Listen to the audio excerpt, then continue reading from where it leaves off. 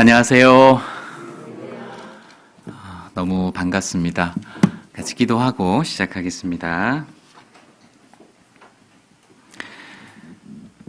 사랑과 은혜가 풍성하신 우리 하나님 아버지 참으로 감사합니다.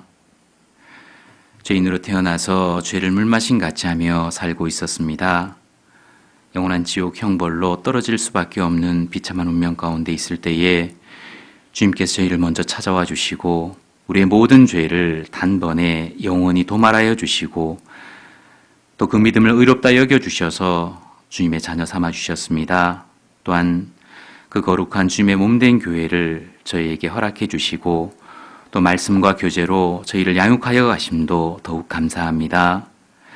저희들 더욱 주님의 뜻 가운데 살기 원합니다. 우리의 마음, 생각, 더욱 주님의 말씀으로 일깨워 주시고 주님을 쫓아가는 그 일에 부족함이 없도록 도와주시기를 간절히 소원합니다. 특별히 전 세계적으로 코로나 바이러스가 창궐하고 있습니다. 빨리 이 상황이 종식되어서 마음껏 은혜의 복음을 담대히 증거하고 주님을 섬길 수 있도록 도와주시기를 간절히 소원합니다. 참으로 시대를 바라볼 때 주님 오실 날이 얼마 남지 않았음을 더욱 깨닫게 됩니다. 이러한 때에 저희들 더욱 마음을 오르지 하고 이뤄진 영혼을 건지는데 최선을 다할 수 있도록 도와주시기를 간절히 소원합니다. 또한 우리 형제 자매님들 각각 주님 앞에 기도하고 바라는 모든 기도의 제목들 응답해 주시고 합당한 은혜로 더하여 주셔서 은혜 위에 더 큰 은혜를 부어주시고 더욱 힘있게 주님을 섬길 수 있도록 도와주시길 기도드립니다. 또한 이 시간 멀리 해외에서 선교하시는 선교사님들 또 동역자분들 해외 교회를 위해서 함께 마음을 모으고 기도합니다. 이 땅의 편안함을 뒤로하고 오직 주님과 복음을 위해 수고하시는 선교사님과 그 가정 일일이 함께 해주시고 특별히 이번 전염병으로 말미암아 많은 어려움 가운데 있는 해외 교회들 있음을 저희들 알고 있습니다. 더욱 기도와 또 함께 마음을 들여서 해외교회를 위해서 우리의 마음 드릴 수 있도록 도와주시고 또한 이런 어려움에도 불구하고 하나님의 은혜가 더욱 증거되고 복음이 더욱 확장될 수 있도록 도와주시길 기도드립니다. 주님, 오늘 주일 아침 마땅히 깨달아야 할 말씀을 일깨워 주시고 이 말씀이 우리 마음속 깊이 심겨져서 생활로 변화될 수 있도록 도와주시길 기도드립니다. 시종을 온전히 주 성령님께만 의탁드립니다. 저희를 사랑하시는 우리 구주 예수 그리스도의 이름 받들어 감사하며 기도드렸습니다. 아멘. 저희들 사무엘하 22장을 같이 보겠습니다. 사무엘하 22장 구약성경 사무엘하 22장 1절부터 3절까지 구약성경 501페이지 전후로 해서요. 사무엘하 22장 1절부터 3절까지 찾으셨으면 한 목소리로 같이 한번 읽겠습니다. 여호와께서 다윗을 모든 대적의 손과 사울의 손에서 구원하신 그 날에 다윗이 이 노래 말씀으로 여호와께 아뢰어 가로되 여호와는 나의 반석이시오 나의 요새시오 나를 건지시는 자시오 나의 하나님이시오 나의 피할 바위시오 나의 방패시오 나의 구원의 뿌리시오 나의 높은 망대시오 나의 피난처시오 나의 구원자시라 나를 흉악에서 구원하셨도다. 안녕하세요.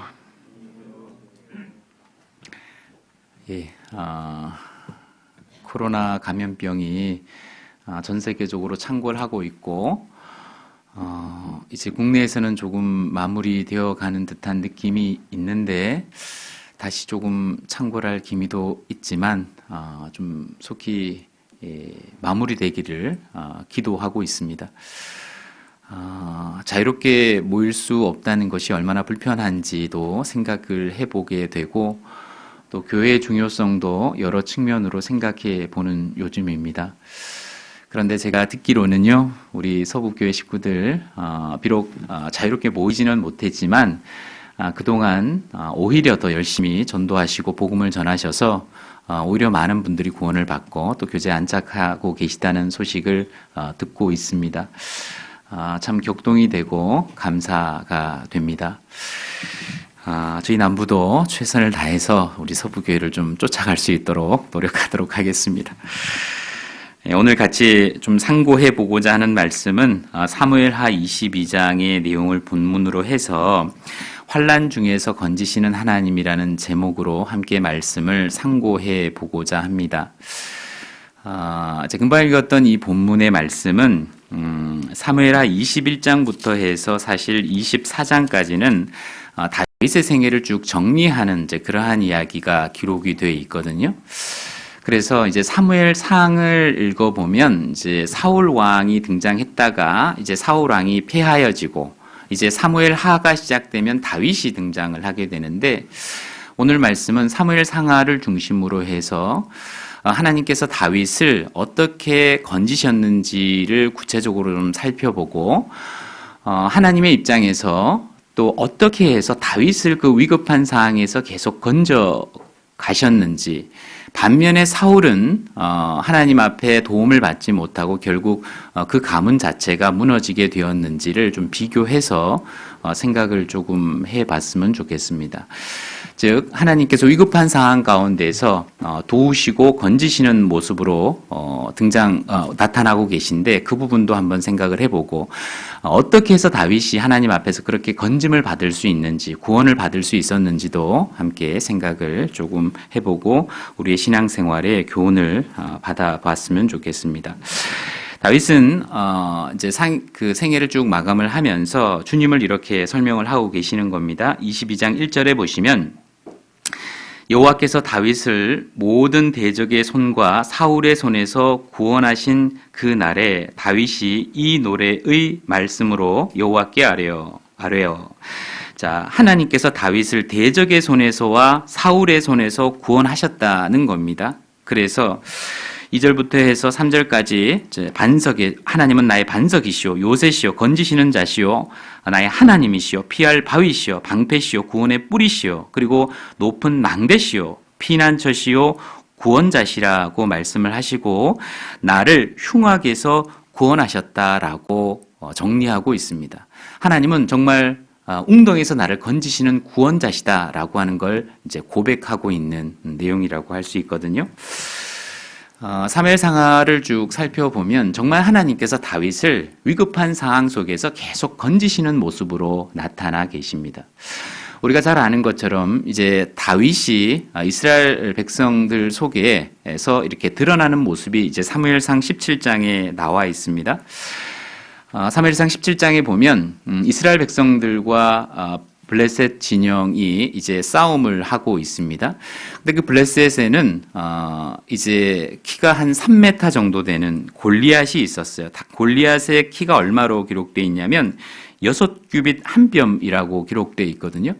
그러니까 6규빗 한 뼘이니까 만약에 한 규빗을 50cm라고 생각을 하면 약 3m가 넘는 거구라고 할 수 있습니다. 그래서 블레셋에는 이 골리앗이 있었고 이제 그 골리앗이 하나님을 모욕하고 있지만 그 이스라엘 백성들은 그 군인들도 아무도 이 골리앗 앞에 나아가지를 못하고 있는 겁니다. 이 골리앗은 하나님을 모욕하고 있습니다. 그런데 이스라엘 백성들 중에서는 그 아무도 이 골리앗 앞에 나아가지를 못하고 있는 거죠. 왜? 너무 두려웠기 때문에 그렇습니다. 근데 이세 아들 다윗이 그 형들의 안부를 묻고 또 그에게 필요한 도시락을 갖다 주라고 그 아버지 이세가 심부름을 시켜서 그 자리에 도착을 했습니다. 그런데 그 골리앗이 하나님을 모욕하고 있고 이스라엘 군대들을 또한 모욕하고 있습니다. 그러니까 하나님을 너무 사랑했던 다윗은 그것을 참을 수가 없었던 거죠. 그래 의분이 일어난 겁니다. 그래서 이 골리앗 앞에 나아갔습니다. 우리가 잘 아는 것처럼 너는 칼과 창과 단창으로 나오지만 나는 내가 모욕하는 이스라엘 군대 하나님의 이름으로 나아가노라 라고 이야기하면서 물매 5돌을 가지고 이제 골리앗 앞에 나아가게 된 거잖아요. 그래서 물매를 던졌습니다.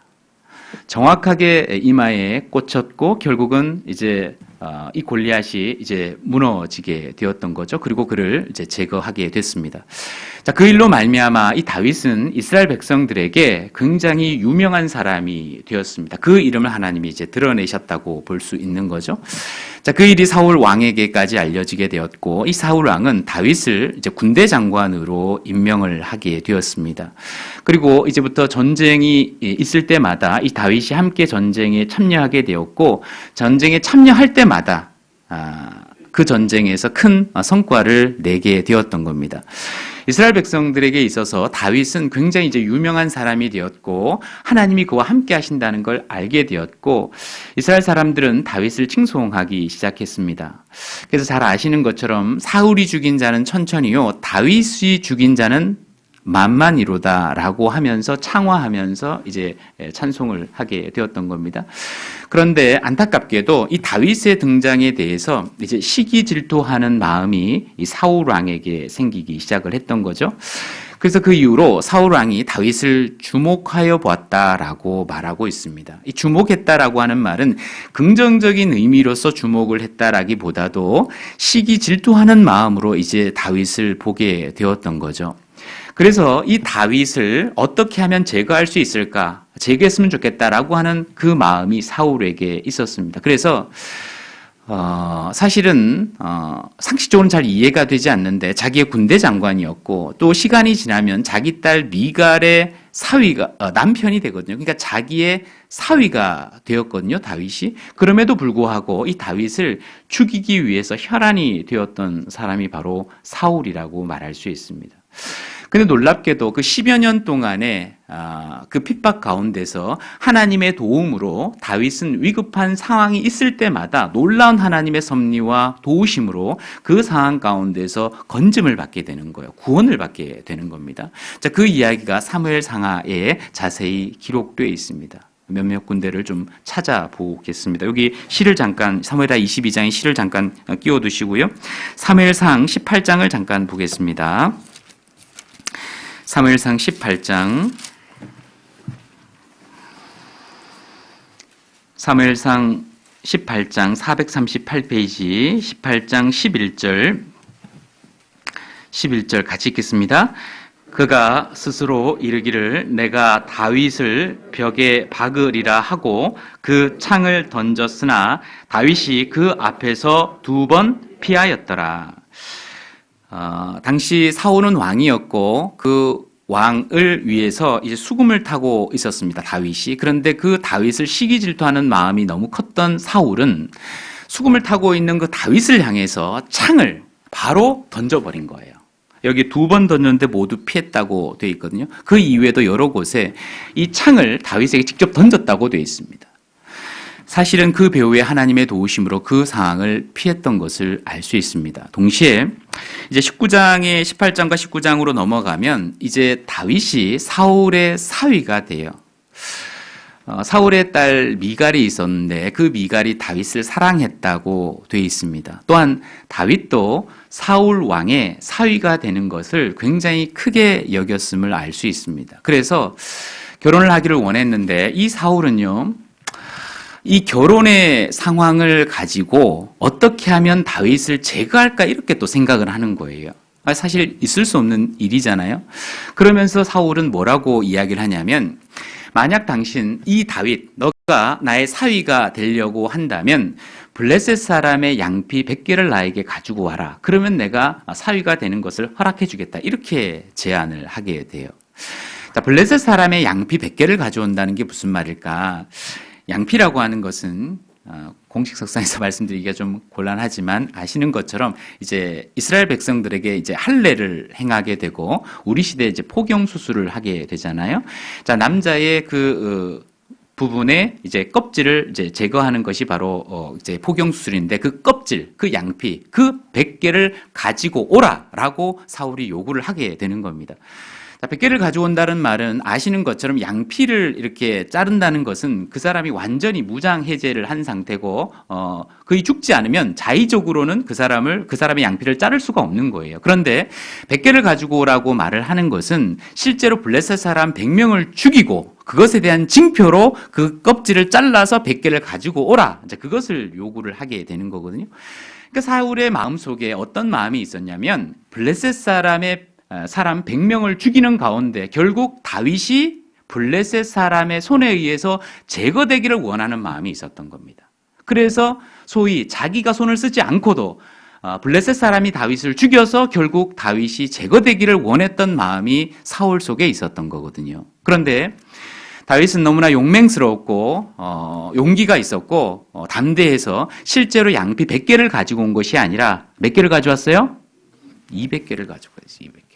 그러니까 100명을 죽이라고 했는 것이 아니라고 이야기를 했는데 100명을 죽인 것이 아니라 블레셋 사람 200명을 죽이고 그것에 대한 증표로 양피 200개를 가지고 이제 사울에게 나오게 되는 겁니다. 그러니까 사울이 깜짝 놀랐겠죠. 그리고 어쩔 수 없이 이 미갈과 다윗이 이제 결혼을 하게 되었습니다. 그런데 결혼을 해서 이제 신방을 꾸미고 이제 생활을 하는데 이 사울의 마음이 여전히 시기 질투하는 마음이 너무 컸던 거예요. 그래서 이 다윗을 제거하고자 원하는 마음이 커가지고 이 신혼방에 찾아왔습니다. 그리고 군대를 이끌고 사울이 찾아왔어요. 찾아와가지고 다윗을 내놔라라고 이야기를 하는 거예요. 만약에 그때 미갈이 말합니다. 새벽까지 기다리고 아침까지 기다리게 되면 다윗이 나아가게 되면 이 우리 아버지 사울이 그리고 군대를 이끌고 와서 당신을 죽이게 될 것입니다. 다윗 지금 바로 피하십시오 라고 이야기를 하면서 사울과 그 아버지와 그 군대들은 방 밖에 있는 것이고 그래서 창문을 열고 반대편 창문을 열어가지고 다윗을 풀어주게 되는 겁니다. 사실 그 길로 다윗은 이제 약 10여 년 동안 도망자의 신분으로 도망을 가게 되는 거거든요. 그런데 참지 못했던 그 도망을 가게 되었습니다. 이제 미갈이 이제 풀어주게 된 겁니다. 그리고 다윗이 자꾸 다윗을 달라고 하니까 이 미갈이요. 다윗을 숨기기 위해서 다윗은 먼저 풀어주고 그리고 자기들이 누워있던 그 침대에 우상에 염소털 엮은 것을 머리에 씌우고 의복을 씌워가지고 이불로 딱 덮었어요. 그래서 이 침대 위에 마치 사람이 누워있는 것처럼 이제 그렇게 모습을 보였습니다. 그리고 사울이 계속적으로 다윗을 내달라고 하니까 미갈이 말했습니다. 아버지요, 지금 다윗이 몸져 누웠습니다. 그래서 아파서 못 나갑니다. 침대에서 일어날 수도 없습니다. 라고 이야기를 하니까 사울이 뭐라고 이야기하냐면 침상채 가지고 나오라. 내가 그를 죽이리라. 이렇게 이야기를 하는 거예요. 자, 그런데 아시는 것처럼 이제 다윗은 이제 풀려 나가게 되었습니다. 이제 그 일이 벌어진 거예요. 그 배후에 사실 하나님의 도우심이 있었다는 것을 알 수 있습니다. 그리고 약 10여 년 동안 실제로 도망자, 그리고 방랑자의 삶을 이제 시작하게 되었는데 그 가운데서도 하나님이 다윗을 도우시고 위급한 상황에서 건지시는 모습이 계속적으로 기록이 되어 있습니다. 여기에 사무엘상 23장을 잠깐 보겠습니다. 사무엘상 23장 26절부터 28절까지 사무엘상 23장 26절부터 28절까지 같이 한번 읽겠습니다. 사울이 산 이편으로 가매 다윗과 그의 사람들은 산 저편으로 가며 다윗이 사울을 두려워하여 피하려 하였으니 이는 사울과 그의 사람들이 다윗과 그의 사람들을 애워싸고 잡으려 함이었더라. 사자가 사울에게 와서 가로되 급히 오소서 블레셋 사람이 땅을 침노하나이다. 이에 사울이 다윗 쫓기를 그치고 돌아와서 블레셋 사람을 치러 갔으므로 그곳을 셀라 하마누곳이라 칭하니라. 자, 이 장면은 지금 어떤 장면이냐면 24절에 보시면 마온 황무지라는 곳이라는 걸 알 수 있습니다. 이 마온 황무지에 이 다윗과 함께했던 사람들이 사울의 군대에 쫓겨가고 있는 상황이거든요. 자, 이스라엘 땅은 지금의 우리나라 강원도 정도만한 땅입니다. 지금 이때 상황은 어떤 상황이냐면 다윗이 이제 쫓겨나가게 되었고 점점 사람들이 다윗에게 몰려오게 되었습니다. 처음에는 가난한 자, 또 억울한 자, 또 부족한 사람들, 이런 사람들이 이제 다윗과 함께 했습니다. 그래서 처음에는 몇 명이 모였다가 한 400명, 그리고 지금 이 사무엘상 23장의 장면은 다윗과 함께 했던 사람이 한 600명 정도 모였을 때의 상황입니다. 그런데 그가 이제 이스라엘 전역으로 이제 도망을 다니고 있는 상황이거든요. 근데 이때 이 사울은 이스라엘의 온 군대를 모아가지고 이 600명과 함께하는 다윗을 쫓아가고 있는 상황이에요. 여러분 한번 생각을 해보십시오. 강원도 땅만한 곳에 이스라엘 전 군대가 지금 다윗을 쫓아다니고 있습니다. 찾으려고 혈안이 돼서 이제 쫓아다니고 있습니다. 다윗은 혼자가 아니고 함께했던 사람이 몇 명이라고요? 600명이 함께 하고 있기 때문에 그들의 위치를 숨긴다는 것이 결코 쉬운 일이 아니었습니다. 그래서 그들이 이제 포착이 된 거예요. 그래서 이 사울이 그 군대들과 함께 이제 다윗의 위치를 확인해 가지고 이제 잡으려고 하는 그런 상황이었거든요.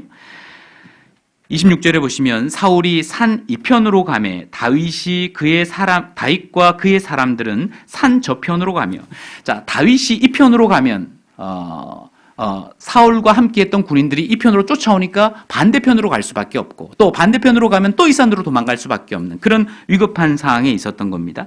26절 하반부에 보면 사울과 그의 사람들이 다윗과 그의 사람들을 뭐라고요?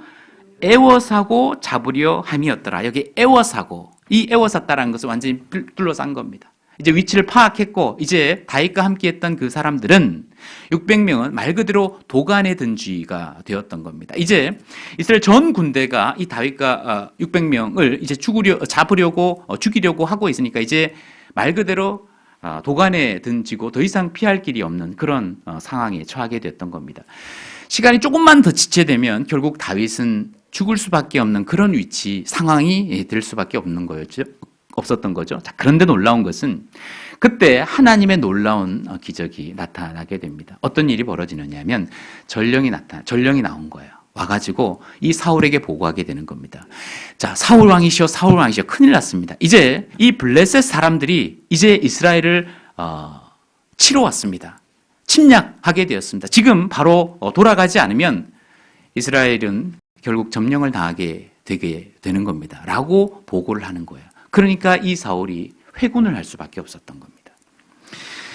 27절에 보시면 사자가, 이 전령입니다. 사자가 사울에게 와서 가로되 급히 오소서 블레셋 사람이 땅을 뭐 했다고요? 침노하나이다. 침략했습니다. 이 블레셋 사람들이 지금 이스라엘 땅을 침략했습니다. 그런데 사울과 그 모든 이스라엘의 군대가 지금 다윗을 쫓아서 왔기 때문에 나를 방비할 사람이 아무도 없는 거예요. 그러니까 지금 돌아가지 않으면 블레셋 군대에게 완전히 점령을 당할 수밖에 없는 상황에 있었던 겁니다. 그래서 사울과 그의 군대가 회군할 수밖에 없었던 거죠. 그래서 다윗의 입장에서는 하나님의 도우심을 확실히 깨달을 수 있는 그런 장면이라고 할 수 있습니다. 그래서 28절에 이렇게 말씀하십니다. 이에 사울이 다윗을 쫓기를 그치고 돌아와서 블레셋 사람을 치러 갔으므로 그곳을 뭐라고 이야기했느냐? 셀라 하마느곳이라 칭하게 되었습니다. 이 셀라 하마느곳, 이곳이 바로 셀라 하마느곳이다. 이 셀라 하마느곳이라는 뜻이 뭐냐면 3번 앞에 나나주에 분리하는 바위라고 되어 있잖아요. 그러니까 위험에서 분리하는 바위, 피난의 바위라는 뜻이 바로 셀라 하마느곳이라는 말이거든요. 그러니까 하나님께서 그 위급한 상황에서 다윗을 건지셨다, 불리하게 해주셨다, 피하게 해주셨다라고 하는 뜻이 바로 이 셀라 하마느곳이라고 할 수 있습니다. 하나님의 선한 손이 그를 도우셨다는 것을 이제 알 수 있는 거죠.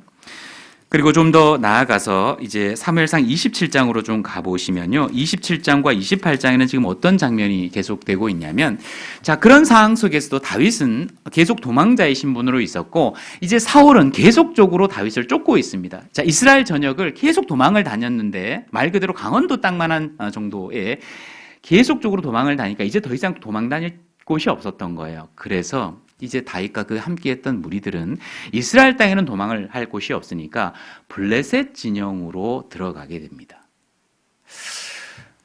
블레셋은 지금 이제 팔레스타인이잖아요. 그 블레셋 진영에 아기스 왕에게 찾아가서 우리를 좀 도와주십시오, 피할 곳을 좀 주십시오라고 부탁을 해요. 이 아기스 왕은 다윗을 귀하게 여겼고 그리고 그 함께했던 무리들 600명을 쉴 수 있는 그리고 머물 수 있는 피할 수 있는 그 공간을 주었습니다. 그곳이 바로 시글락이라고 하는 지역이었습니다. 그래서 시글락에 보호를 하게 되는 모습이 나타나 있거든요. 그래서 27장 사무엘상 27장 1절에 보시면요.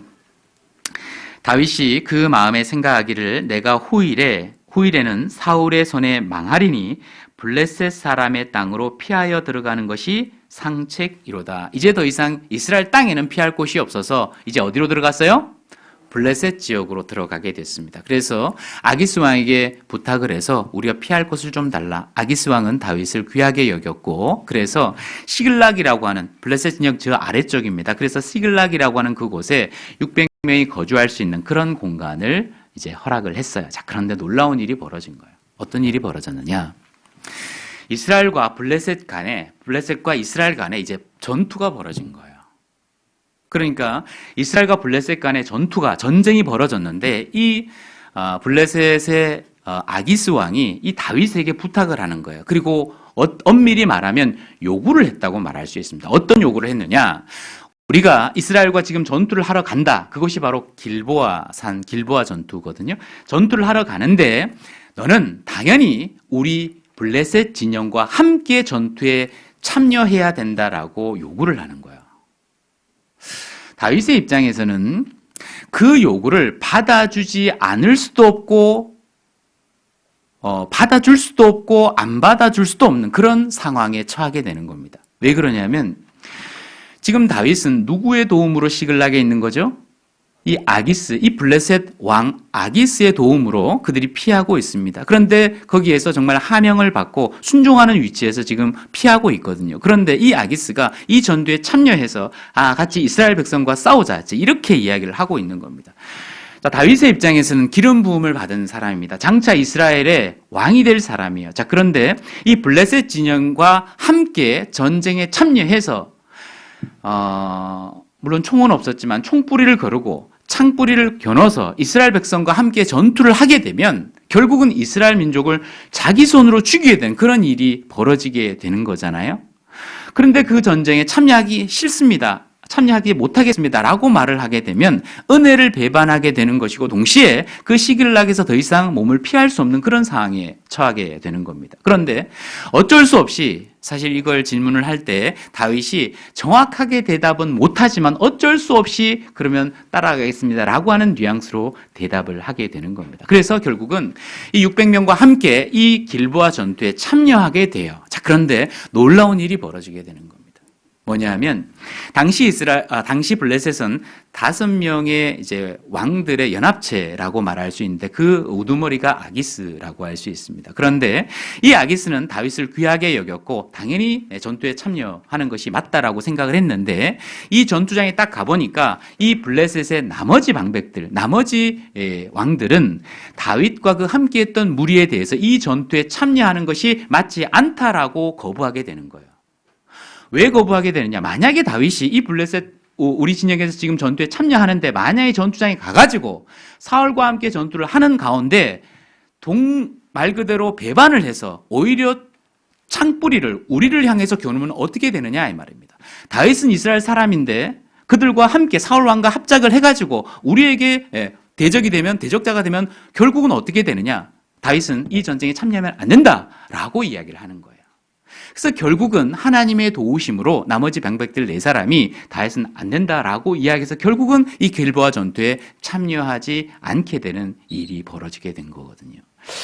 여기에 사무엘상 29장을 잠깐 보겠습니다. 29장 4절 사무엘상 29장 4절 같이 한번 읽겠습니다. 블레셋 사람의 방백들이 그에게 노한지라 블레셋 방백들이 그에게 이르되 이 사람을 돌려보내어 왕이 그에게 정하신 그 처소로 가게 하소서. 그는 우리와 함께 싸움에 내려가지 못하리니 그가 전장에서 우리의 대적이 될까 하나이다. 그가 무엇으로 그 주와 다시 화합하리이까? 이 사람들의 머리로 하지 아니하겠나이까? 자, 이 말씀은 어떤 말씀이냐면, 자, 그 전투장에 참여했습니다. 이 길보아 전투장에 참여는 했는데, 4절에 블레셋 사람들의 방백들이, 자, 나머지 방백, 아기스와 함께하지 않지만 연합했던 그 방백들이 그에게 노한지라, 아기스에게 노했습니다. 블레셋 방백들이 그에게 이르되 이 사람을 돌려보내어 왕이 돌려보내라. 이 사람이 누굽니까? 다윗입니다. 다윗. 이 사람들, 다윗과 함께했던 무리들 다윗을 돌려보내어 왕이 그에게 정하신 처소로 가게 하소서. 이 아기스 왕 당신이 그에게 정하신 처소, 이 시글락입니다. 시글락에 다시 돌려보내라는 겁니다. 전투에 참여하게 하지 말고 처소로 가게 하소서. 그는 다윗을 말하는 거죠. 그는 우리와 함께 싸움에 내려가지 못합니다. 싸움에 참여하면 안 됩니다. 그가 전장에서 그 전장터에 가가지고 우리의 뭐가 될까? 대적이 될지 어떻게 합니까? 대적이 되면 총뿌리를 다시 우리를 겨눠서 우리를 죽일 수도 있는데 대적이 될까 두렵습니다. 그가 무엇으로 그 주와 다시 화합하리까? 여기서 그 주는 누구를 말하느냐 하면 사울 왕을 말합니다. 사울 왕. 즉 그가 현 전장터에 가가지고 사울 왕과 연합하면 화합이 되면 어떻게 되겠습니까? 그런 의미입니다. 그러면서 이 사람들의 머리로 하지 아니하겠나이까? 이 사람들의 머리, 이 사람들은 누구를 말하는 거냐면 블레셋 사람들의 병사들을 말합니다. 이게 무슨 말이냐면 아까 사무엘상 18장에 다윗이 사울 왕의 사위가 될 때 블레셋 사람 양피 몇 개를 잘랐어요? 200개를 잘라가지고 그 사울 왕이 갖다 줌으로 말미암아 그가 사울 왕의 사위가 되었던 것처럼 지금도 그런 상황이 또 벌어질지 어떻게 합니까? 블레셋 사람들을 죽여가지고 그것에 대한 징표로 사울을 찾아가서 그때 연합이 돼서 짝짝꿍이 돼서 하나가 돼서 오히려 블레셋 사람들을 대적하게 되면 어떻게 된다는 겁니까? 절대 불가합니다. 라고 나머지 방백들이 이제 거부를 하게 되는 거예요. 그러면서 어쩔 수 없이 29장 6절에 이제 아기스가 말하기를 다윗, 내가 정말 너를 귀하게 여기고 늘 순종을 했는데 너와 함께 전쟁에 참여하기를 원하지만 나는 어쩔 수 없이 너를 돌려보낼 수밖에 없다라고 이야기를 하는 거예요. 6절 같이 한번 읽겠습니다. 아기스가 다윗을 불러 그에게 이르되 여호와께서 사시거니와 내가 정직하여 내게 온 날부터 오늘까지 내게 악이 있음을 보지 못하였으니 나와 함께 군중에 출입하는 것이 나의 소견에는 좋으나 장관들이 너를 좋아하지 아니하니. 나는 너와 함께 전쟁에 참여하고 싶지만 이 장관들이 방백들이 원하지 않는다. 그래서 너를 참여케 하지 못한다 하고 결국 돌려보내게 되거든요. 자, 그 이야기를 들었을 때 다윗의 마음은 어땠을까요? 여러분들. 표현은 못했지만 그 마음에 정말 하나님이 이 위급한 상황에서 나를 건지시구나, 도우시는구나 라고 하는 것을 뼈저리게 느끼지 않았겠냐 이 말이에요. 말씀드렸던 것처럼 어쩔 수 없이 이 전쟁에 참여하게 되면 그가 향후에 이스라엘 왕이 되는데 큰 걸림돌이 생길 수밖에 없었던 겁니다. 자기의 동족을 자기 손으로 죽일 수밖에 없던 그런 일이 벌어지게 되는 거잖아요. 그러니까 하나님께서 선한 손길로, 도우심의 손길로 그를 건지셨다는 것을 알 수 있습니다. 고린도전서 10장 13절에 사람이 감당할 시험 밖에는 너에게 당한 것이 없나니 오직 하나님은 미쁘사 미보사 너희가 감당치 못할 시험 당함을 허락지 아니하시고 시험 당할 즈음에 또한 피할 길을 내사 너희로 능히 감당케 하신다고 말씀을 하셨던 것처럼 주님께서 선한 손길로 다윗을 건지셨다는 것을 알 수 있습니다. 근데 더 놀라운 것은요. 이런 상황에서 이제 길보아 전투에서 결국은 사울과 요나단은 그 전투에 이제 죽게 되거든요. 그리고 이제 다윗과 600명은 다시 그들이 살고 있는 시글락으로 돌아오게 되었습니다. 자, 시글락으로 돌아왔는데 놀라운 것은 정말 더 큰 문제가 기다리고 있었습니다. 어찌 보면 산 넘어 산이라는 말이 딱 알맞은 그런 상황이 벌어지게 됐습니다. 이 시글락으로 돌아왔는데 어떤 일이 벌어졌냐면 다윗과 함께했던 600명, 다윗과 함께했던 600명이 이제 길보아 전투에 나아가게 되니까 그 첩보를 알고 아말렉이 그 시글락을 찾아온 거예요. 찾아와가지고 이 시글락에 그의 아내들이 있었고 아이들이 있었고 이제 집들이 있었는데 집을 다 불태워버린 겁니다. 그리고 그 아내들, 그리고 그 자녀들, 그리고 있는 물품들을 모두 다 빼앗아서 도망을 가버린 거예요. 다윗과 함께했던 600명이 그들이 이제 머물고 있는 시글락으로 돌아왔는데 시글락이 말 그대로 초토화가 되어 있는 겁니다. 완전히 불타버린 겁니다. 그러니까 그들의 마음을 성경에 표현하고 있기를 정말 울 힘도 없다라고 되어 있습니다. 그러니까 너무나 허탈한 거예요. 그래서 돌아와 보니까 아무것도 없는 겁니다. 그리고 함께했던 600명은 이제 화가 난 겁니다. 그리고 다윗을 죽이려고까지 했다라고 되어 있습니다. 여러분들 다윗의 마음이라면, 여러분들이 만약에 다윗의 마음이라면 어떻겠어요? 그러니까 다윗은 너무나 궁급했습니다. 그래서 하나님 앞에 기도한 겁니다. 하나님, 어떻게 해야 됩니까? 이 아말렉 족속들을 치러 가야 됩니까? 말아야 됩니까? 라고 하나님 앞에 기도하게 됐거든요. 근데 하나님께서 치러 가라고 말씀하시는 거예요. 그래서 이 600명과 함께 하나님이 우리와 함께 하신다, 치러 가자라고 이야기하니까 200명은요, 우리는 도저히 못 가겠습니다 하고 그 자리에서 머물렀어요. 그래서 400명과 함께 이제 나아가게 되는데, 문제는 어디로 가야 될지를 모르겠는 거예요. 이 아말렉 족속들이 어디에 지금 주둔하고 있는지를 전혀 모르겠는 거예요. 갈 길을 알지 못하고 주님께서 가라고 하니까 그 말씀에 의지해서 이제 가기는 가는데 도저히 어느 방향으로 가야 될지를 모르겠는 거예요. 그래서 그들을 잡아야 되는데 어디로 가서 어떻게 잡아야 될지를 모르겠는 거예요. 그런데 하나님의 도우심의 손길이 나타나게 됐습니다.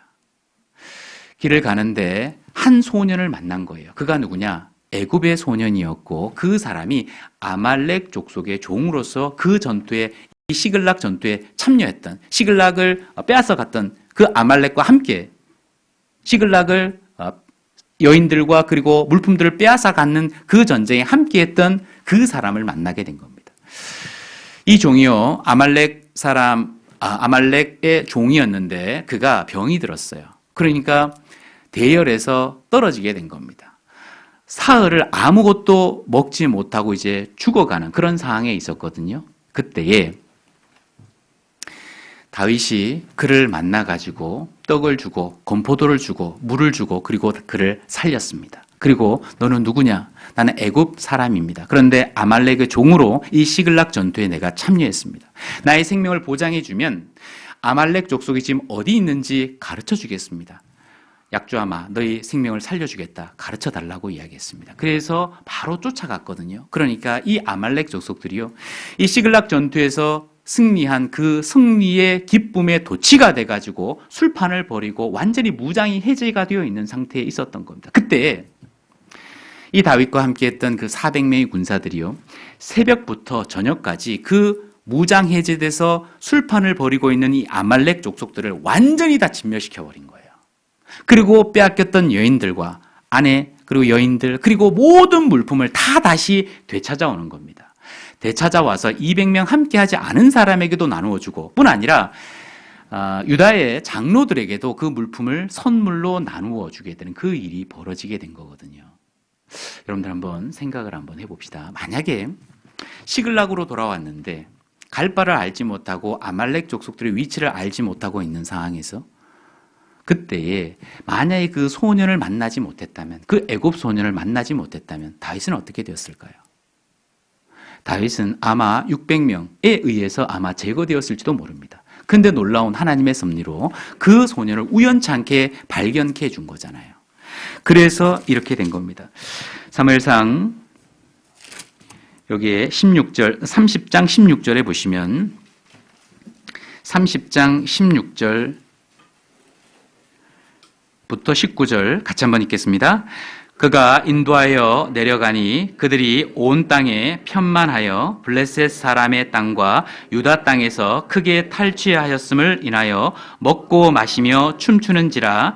다윗이 새벽부터 이튿날 저물 때까지 그들을 치매 약대 타고 도망한 소년 400명 외에는 피한 사람이 없었더라.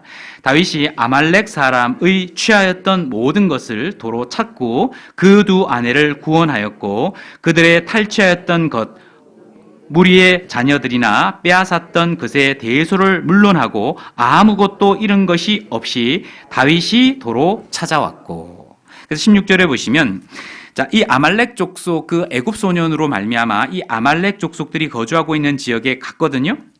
16절, 그가 인도하여 내려가니 그들이 온 땅에 편만하여, 이 온 땅에 편만했다는 것은 말 그대로 무장을 해제하고 16절 하반부에 먹고 마시고 춤추고 있었던 겁니다. 그래서 완전히 전쟁의 승리의 기쁨에 도취돼서 무장을 해제하고 술판을 벌이고 있었던 거예요. 그래서 17절에 새벽부터 저녁까지 완전히 다 진멸을 해버린 거예요. 그리고 모든 빼앗겼던 물건을 다시 되찾아오는 그런 일이 이제 벌어지게 된 겁니다.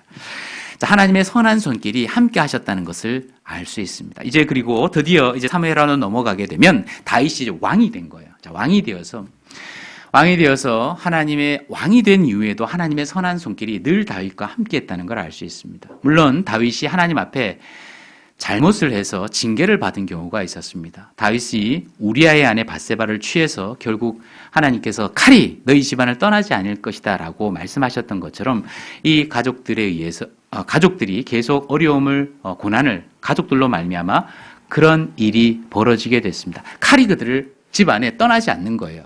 급기야 다윗이 왕이 되었을 때 그의 아들 압살롬이 다윗을 제거하기 위해서 쿠데타를 일으켰습니다. 쿠데타를 일으키고 다윗을 제거하기를 원했던 겁니다.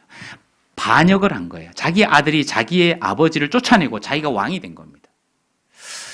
그 상황 속에서 그때 하나님의 선한 손길이 함께 하신 것을 볼 수 있습니다.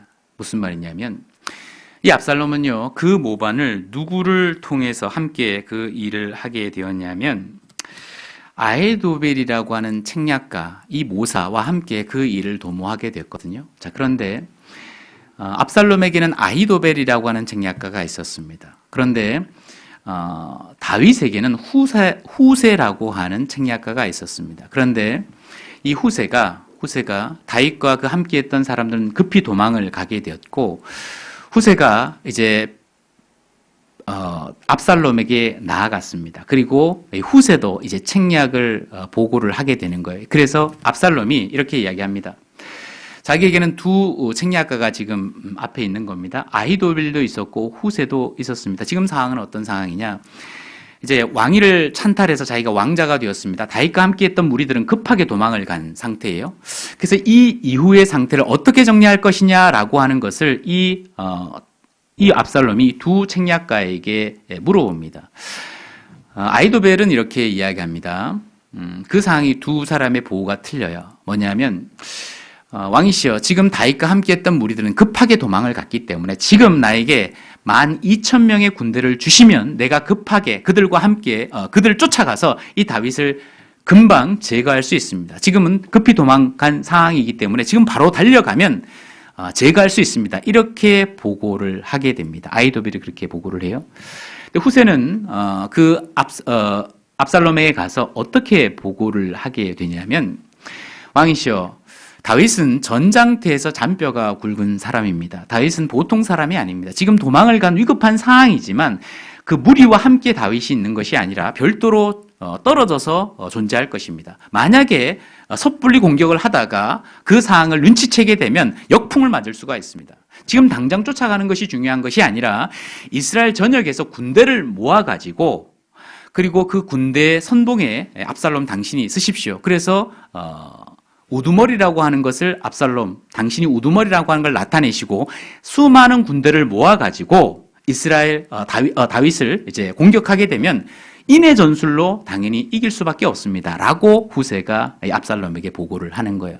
쉽게 말하면 아히도벨은 속결론, 빨리 도망가서 빨리 쫓아가서 이제 제거하면 됩니다라고 하는 것이 아히도벨의 책략이었고, 후세의 책략은 뭐냐면 인의 전술이요. 시간이 좀 걸리겠지만 이스라엘 전역에서 군대를 모아가지고 이제 다윗을 공격하면 이길 수밖에 없습니다라고 이제 보고를 하게 되는 거예요. 자, 압살롬의 편에서는 누구의 책략이 좋으냐? 사실은 아히도벨의 책략이 맞았다고 되어 있습니다. 오히려 다윗을 제거하기에는 아히도벨의 책략이 맞았던 거예요. 그런데 왜냐하면 다윗이 준비할 시간이 없었거든요. 그런데 하나님의 도우심으로 이 압살롬이 아히도벨의 책략을 선택한 것이 아니라 누구의 책략을 선택했어요? 후세의 책략을 선택하게 됐습니다. 그래서 이스라엘 전역에서 군대를 모아가지고 이제 이 다윗을 공격하자, 이러한 전술을 택하게 된 겁니다. 자, 이 말은 이스라엘 전역에서 군대를 모으려고 하면 시간이 많이 필요해요, 안 필요해요? 시간이 많이 필요한 거예요. 그러는 가운데 다윗과 그 함께했던 무리들 그리고 요압 장군은 전열을 정비해서 다시 압살롬을 공격하게 되는 겁니다. 그래서 결국 압살롬이 죽게 되거든요. 한번 생각을 해보시면요. 그 가운데 하나님의 선한 손길이 함께했다고 되어 있습니다. 여기에 사무엘하 17장을 잠깐 보겠습니다. 사무엘하 17장. 사무엘하 17장 14절. 사무엘하 17장 14절 찾으셨으면 같이 한번 읽겠습니다. 압살롬과 온 이스라엘 사람들이 이르되 아렉 사람 후세의 모략은 아히도벨의 모략보다 낫다 하니 이는 여호와께서 압살롬에게 화를 내리려 하사 아히도벨의 좋은 모략을 파하기로 작정하셨음이니라. 자, 결국은 압살롬은 누구의 손을 들어줬냐면 후세의 손을 들어줬는데 이 후세의 손을 들어주게 한 이유가 무엇이냐? 하나님께서 그렇게 하도록 하셨다는 겁니다. 하반부에 여호와께서 압살롬에게 화를 내리려 하사, 결국 압살롬에게 하나님께서 화를 내리려 하셔서 아히도벨의 좋은 모략을 파하기로 작정하셨습니다. 사실 압살롬의 입장에서는 후세의 계략보다 아히도벨의 모략이 훨씬 더 좋았거든요. 이게 좋은 모략이라고 되어 있잖아요. 그런데 그 좋은 모략을 파하고 결국은 후세의 손을 들어줌으로 말미암아 다윗과 함께했던 무리들은 그 대열을 정비하고 다시 재반격을 해서 압살롬이 이제 제거가 되는 그런 일이 벌어지게 되었다는 겁니다. 그 배후에 누구의 손길이 임했던 거예요? 하나님의 손길이 임했다는 겁니다. 그러니까 다윗은 인생을 쭉 뒤로 하는 가운데 위급한 상황 속에서 늘 하나님이 함께 하셨다는 걸 고백하지 않을 수가 없었던 겁니다. 그래서 사무엘하 22장에 아까 본문으로 읽었던 그 말씀 속에 하나님께서 대적의 손에서 나를 건지셨고 사울의 손에서 나를 건지셨다라고 고백할 수밖에 없었던 겁니다. 3절 제일 마지막에 나를 흉악에서 구원하셨다 이렇게 고백할 수밖에 없었다는 겁니다. 자, 그런데 여기서 우리가 이제 본격적으로 한번 생각을 해볼 문제가 있어요. 뭐냐면 사무엘상하를 쭉 읽어보면 결국은 사울 왕은 점점 하나님의 도우심을 얻지 못하고 이 길보아 전투에 결국 멸망을 하게 되거든요. 근데 다윗은 늘 하나님의 도우심을 받고 결국 승승장구하는 그 도우심을 받는 모습을 볼 수 있습니다. 두 사람 다 하나님 앞에서 기름 부음을 받은 사람이잖아요. 그런데 사울은 결국 그 가문이 망하게 되고 다윗의 집은 결국 더욱 성장하게 되는 그 일이 벌어지게 되는 겁니다. 다윗은 도대체 어떤 사람이었기 때문에 하나님의 도움의 손길을 늘 경험할 수 있었냐 이 말입니다. 반면에 사울은 왜 그렇지 못했냐 이 말입니다.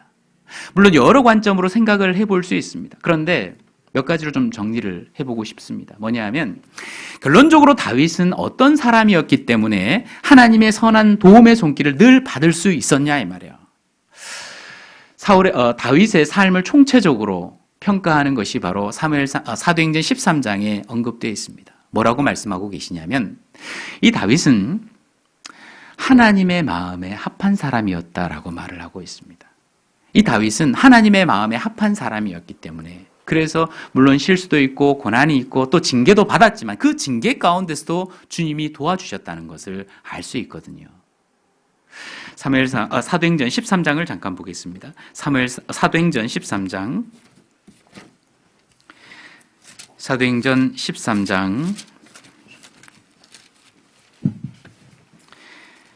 22절 우리가 잘 아시는 것처럼 다윗이 죽고 이제 약 1000년의 시간이 지났습니다. 사도행전이 기록될 당시 그때 다윗에 대해서 이렇게 평가하고 있는 거잖아요. 13장 22절 같이 한번 읽겠습니다. 패하시고 다윗을 왕으로 세우시고 증거하여 가라사대 내가 이새의 아들 다윗을 만나니 내 마음에 합한 사람이라 내 뜻을 다 이루게 하리라 하시더라. 자, 다윗은 하나님의 마음에 합한 사람이었습니다. 그의 총체적인 평가가 바로 이 말이라고 할 수 있습니다. 다윗은 하나님의 마음에 합한 자였다. 그래서 하나님의 도우심과 구원이 그 다윗을 통해서 계속적으로 나타나게 된 거거든요. 그래서 어떻게 해서 다윗은 그럼 하나님의 합한 자라고 하는 것을 우리가 알 수 있느냐면요. 첫 번째로 좀 생각해 볼 수 있는 것은 다윗은 주님을 가장 사랑하는 사람. 그래서 다윗은 늘 주님을 가장 높이고 정말 주님이 나의 주인이 되기를 원했던 사람이 바로 다윗이라는 걸 알 수 있습니다. 다윗은 늘 주님을 앞세웠고 주님이 나의 주인이 되시기를 원했고 또 주님을 가장 사랑하는 사람이 바로 다윗이었다는 것을 알 수 있습니다. 그래서 다윗은 하나님의 마음에 합한 자다라고 하는 칭호를 받을 수 있었습니다. 다윗은 주님을 가장 사랑하는 사람이었고 주님을 앞세우기를 원했어요. 그것을 알 수 있는 장면이 무엇이냐면 다윗이 이스라엘의 왕이 되었을 때, 전국을 다스리는 왕이 되었을 때 다윗이 가장 먼저 했던 일이 무엇이냐면, 그리고 가장 귀하게 행했던 일이 무엇이냐면 이 법궤를, 아비나답에 있던 법궤를 다윗성으로 옮기는 것, 그것을 가장 먼저 하기를 원했습니다. 다윗이 헤브론에서 7년의 왕으로 있다가 이제 예루살렘에 가서 이제 전 나라를 다스리는 왕이 되었습니다. 그리고 다윗성에 본인이 살고 있어요. 그리고 그가 가장 먼저 하고 싶었던 것이 무엇이냐? 이 법궤가 아비나답의 집에 머물고 있었거든요. 그런데 그 법궤를 어디로 데리고 와요? 어디로 모시고 와요? 다윗성으로 모시고 오는 겁니다. 그리고 그 일을 너무너무 기뻐했던 것이 바로 다윗이었다는 걸 알 수 있습니다. 아비나답의 집에 있던 20년 동안 머물고 있던 그 법궤를 데리고 오는데, 원래 이 수레는 이 법궤는 수레에 끌고 오는 것이 아니라 대제사장들이 어깨에 메고 들어와야 되거든요. 그런데 수레를 메고 올라오다가 이 우사와 아요가 수레가 이렇게 넘어지는 모습, 상황 속에서 법궤에 손을 댔잖아요. 그래서 그 자리에서 어떻게 됐어요? 죽어버렸어요. 자, 그래서 바로 다윗성으로 들어오지 못했습니다. 그래서 한동안 오베데돔의 집에 3개월 동안 또 머물렀거든요. 그런데 3개월이 지난 다음에 또 다윗은 그 마음이 간절했어요. 그 법궤가 다시 예루살렘 성으로, 다윗 성으로 오기를 원했던 겁니다. 그리고 그 들어오는 장면 가운데 이 다윗이 얼마나 기뻐했는지 모릅니다. 자기의 속살이 드러나고 있는 모습도 개의치 않고 나는 여호와 앞에서 뛰놀다라고 고백을 하는 것처럼 너무 기뻤습니다. 그리고 이 다윗을, 이 법궤를 이 다윗 성으로 모시고 오는 그런 장면이 나오거든요. 자, 그 장면이 무슨 의미냐 이 말이에요. 다윗은 주님 앞에 기도하기를 원했고 주님을 섬기기를 원했고 주님을 너무너무 사랑했기 때문에 주님이 나의 주인이 되는 것을 원했던 겁니다. 그러니까 다윗의 마음속에 주님이 정말 주인으로 임하고 있었던 거죠. 동시에 이제 법궤가 이제 다윗성에 도착을 했습니다. 도착을 한 다음에 다윗은 생각을 했습니다. 이 법궤가 이 예루살렘 성 다윗성에 들어오기는 했지만 본인이 보니까 이 법궤가 너무 초라한 곳에 머물고 있는 거예요. 나는 백향목 궁에 이렇게 의리한 이 아름다운 궁에 거하고 있는데 하나님의 궤는 휘장 가운데 있는 그 모습이 너무 마음이 아픈 거예요. 그래서 그 마음이 너무 답답한 거예요. 그래서 내가 하나님을 위한 전을 지어줬으면 좋겠습니다. 하나님의 성전을 내가 짓겠습니다. 라고 하나님 앞에 고백을 하게 되거든요. 하나님은 그 마음은 받았습니다. 그러나 너는 전쟁에서 피를 많이 흘렸기 때문에 또 다른 이유로 성전을 짓는 것은 허락하지는 않았습니다. 그러나 그 마음은 받아준 거예요. 네가 나를 위한 집을 짓겠느냐? 허락하지는 않지만 내가 너를 위한 그 마음은 받겠다. 그러면서 주님이 뭐라고 말씀하시냐면 네가 나를 위한 집을 짓는 것은 허락하지 않지만 그러나 내가 이제 너를 위한 집을 지어주겠다. 영원히 멸망하지 않는, 망하지 않는 그 위를 허락하겠다라고 약속을 해주는 거예요. 그래서 다윗의 위를 통해 가지고 결국은 메시아가 탄생할 것을 약속해 주는 겁니다. 다윗의 족보로 결국 예수님이 탄생할 것을 약속해 주시고 그 나라는, 그 위는 절대 멸망하지 않을 거라고 하는 것을 이제 설명을 해주고 계신 거거든요. 자, 이것이 바로 다윗의 마음이었다는 걸 알 수 있습니다. 다윗은 이 법궤가 성전으로 다윗 성으로, 그때까지는 성전이 없었으니까 다윗 성으로 들어오기를 간절히 원했고 동시에 그 성전이 지어지기를 간절히 원했던 것이 바로 다윗의 마음이었다는 걸 알 수 있습니다. 사무엘하 7장을 잠깐 보겠습니다. 사무엘하 7장.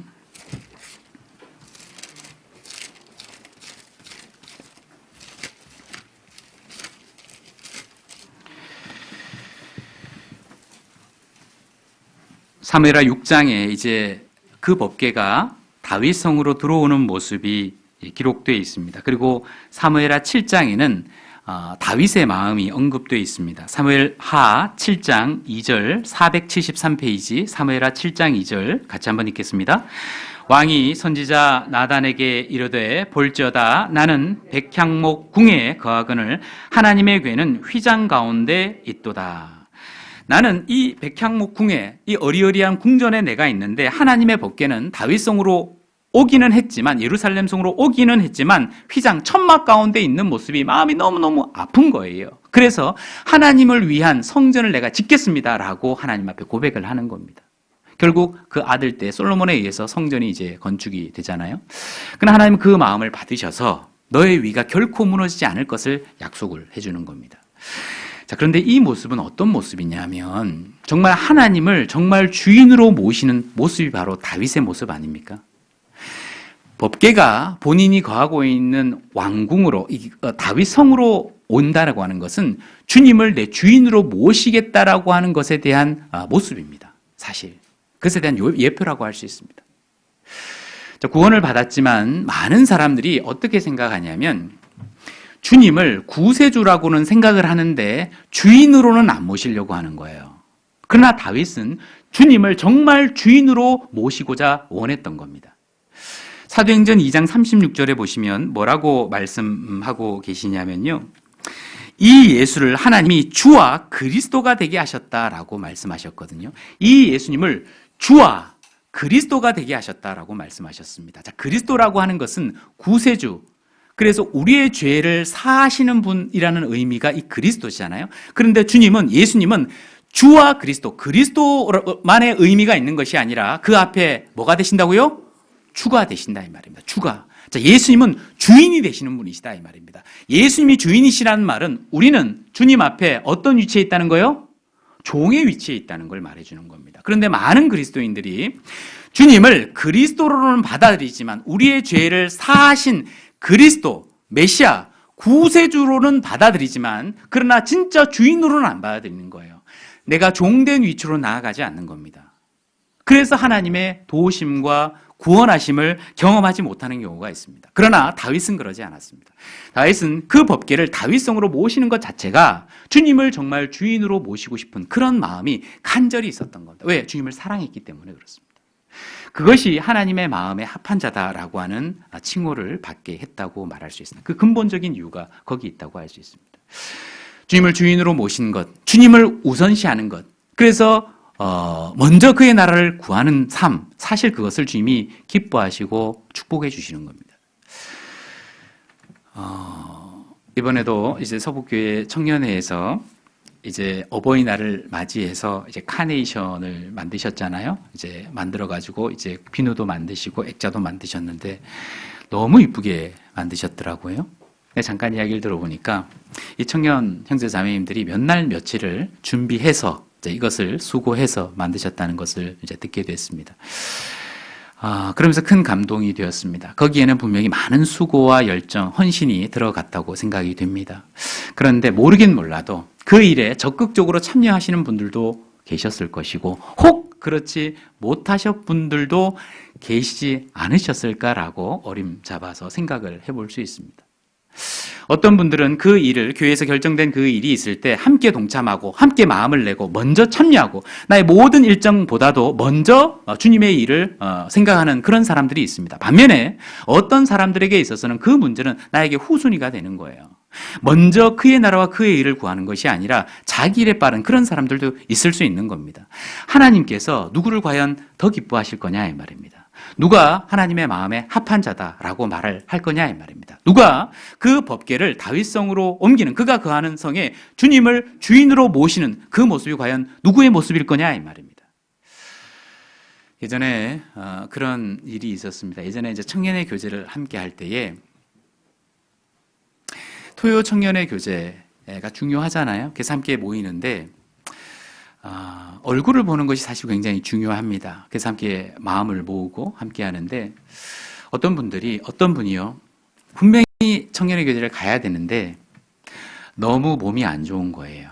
그래서 온몸에 열이 나는 겁니다.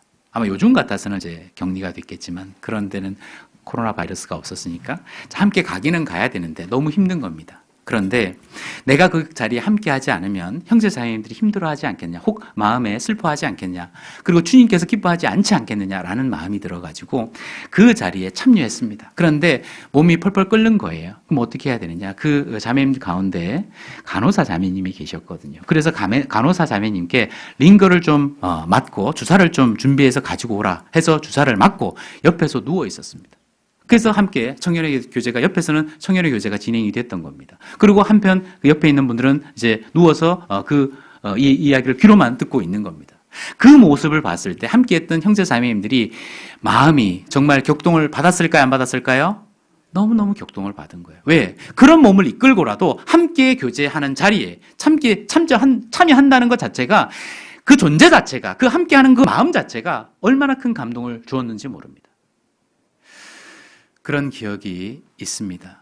그래서 주님을 우선순위로 생각하는 사람, 하나님께서 그를 기뻐하시고 그에게 도움의 손길을 반드시 주신다는 걸 알 수 있습니다. 동시에 이 사무엘의 7장에 나와 있는 나는 지금 백향목 궁에 거하는데 하나님의 궤는 휘장 가운데 있다 라고 하는 것은 우리 시대로 말하면 이 성전을 짓고 싶은 간절한 마음, 이 초라한 주님께서 너무나 위대하시고 크신 분이신데 이 천막 가운데 있다는 것이 다윗의 마음에 너무너무 답답한 면이 있는 거예요. 자, 이 말을 우리 시대로 바꾸어 보면 어떤 의미로 생각할 수 있냐면, 교회는 해야 할 일들이 많고 교회는 부족한 것이 너무 많은데 나의 마음은 교회에 가 있지 않다라면 하나님 보시기에 합당하지 않다는 걸 말해주는 거예요. 다윗은 하나님의 법궤가 있는 그 휘장이, 그러니까 휘장 가운데 법궤가 있다는 것이 용납이 안 되는 거예요. 다윗의 마음에서는. 왜? 하나님 너무나 크신 분인데 천막 속에서 하나님이 임재하고 계시다? 법궤가 여기에 있다? 있을 수 없는 거라는 겁니다. 그러니까 우리 시대에 교회가 해야 할 일들이 많고 동시에 교회가 더 하나가 되어야 되고 교회는 더 많이 발전을 해야 되고 또 부족한 것들을 더 채워가야 되고 더 풍성해야 되는데 내 마음은 나 자신에게만 빠른 것은 아닐까, 이렇게 생각해 볼 수 있습니다. 다윗은 나보다도 하나님이 더 커짐을 받는 것, 하나님이 더 영광을 받는 것, 그것을 기뻐하는 것이 바로 다윗의 마음이었던 겁니다. 그러니까 하나님께서 다윗을 도와주시고 함께 하셨다는 걸 알 수 있습니다. 예전에 그런 이야기를 들은 적이 있습니다. 뭐냐면 어떤 형제님들이요 자기 집에는 에어컨이 없는 거예요. 그러나 교회는 에어컨이 있어야 된다 하고 교회에 에어컨을 설치를 하는 거예요. 지금은 가정마다 에어컨이 있는 집이 많이 있지만 초창기에 우리나라에도 에어컨이 없는 데가 많이 있었잖아요. 그런데 함께 모이는 곳, 교회는 에어컨이 반드시 있어야 된다. 자기 집에는 에어컨이 없어도 교회는 에어컨이 있어야 된다. 자기 집에는 세탁기가 없어도 교회는 세탁기가 있어야 된다. 이렇게 생각하는 형제님들이 많이 계셨습니다. 그래서 그분들의 마음이 모아져서 교회가 하나가 되고 교회가 더욱 풍성해진 겁니다. 하나님께서 그들에게 축복을 주시는 거예요. 그리고 은혜를 베푸시는 겁니다. 위급한 상황에서 그를 건지시는 겁니다. 그 마음을 하나님이 보셨어요? 안 보셨어요? 보신 겁니다. 그것이 바로 다윗의 마음이었다는 걸 알 수 있습니다. 자, 그런데 결국은 반대로 말하면, 반대의 측면에서 보면 사울은 왜 그러면 하나님의 도움을 받지 못했을까? 사울도 동일하게 기름 부음을 받은 사람이잖아요. 그런데 왜 결국은 사울의 가문은 멸망할 수밖에 없었느냐? 사울은요, 하나님을 마음에 두기를 거부했습니다. 그리고 하나님의 법궤에 나아가서 하나님의 뜻을 묻기를 원한 마음이 없었어요. 역대상 13장을 잠깐 보겠습니다. 역대상 13장.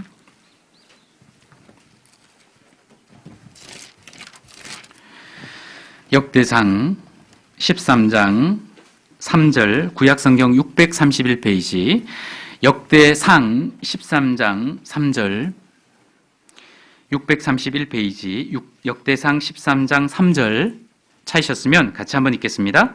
우리가 우리 하나님의 궤를 옮겨오자 사울 때에는 우리가 궤 앞에서 묻지 아니하였느니라 하매.